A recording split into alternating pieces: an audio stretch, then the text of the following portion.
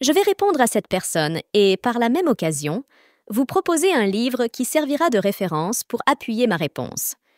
Le commentaire affirme que les boutons qui ornent les cafetans sont appelés zuitnat et qu'ils seraient d'origine constantinoise, une innovation de la famille Zuiten, qui aurait donné son nom à cette création. Il ajoute que cela serait apparu dans les années 60. Disons simplement que cette personne s'est trompée et nous lui donnerons l'occasion d'apprendre quelque chose de nouveau si elle le souhaite. Pour cela, je vous invite à consulter le livre « Lettres de Tanger », publié en 1859. Dans cet ouvrage, l'écrivain Faure décrit le cafetan d'une dame de Tanger et évoque précisément les boutons. Écoutez bien.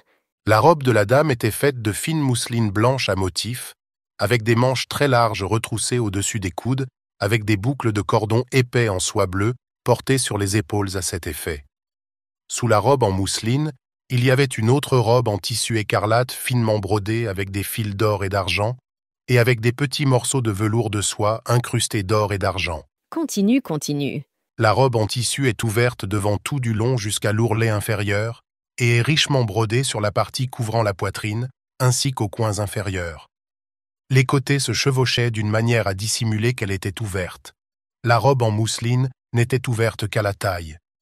La partie supérieure de la robe en tissu avait des bords décorés avec des rangées serrées de très petits boutons argentés en forme de cloche. Répète, mon cher, répète. La partie supérieure de la robe en tissu avait des bords décorés avec des rangées serrées de très petits boutons argentés en forme de cloche. Ces boutons sont parfois en or, très élégants, et sont l'œuvre d'orfèvres locaux.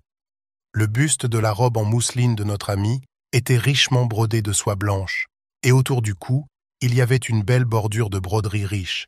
Cette broderie était mêlée de petits morceaux ronds de satin écarlate. Et oui, la femme marocaine a toujours été élégante. Du cou jusqu'à la taille, les bords de la robe en mousseline étaient ornés de petits boutons en soie, si serrés les uns contre les autres qu'ils se touchaient.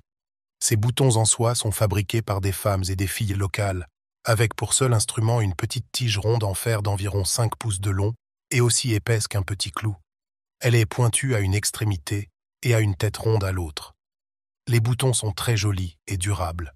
Alors, cher commentateur, les boutons existent depuis bien longtemps. D'ailleurs, ils sont même enregistrés auprès de l'Organisation mondiale de la propriété intellectuelle. Pour mes chers abonnés, je vous recommande vivement ce livre. À bientôt.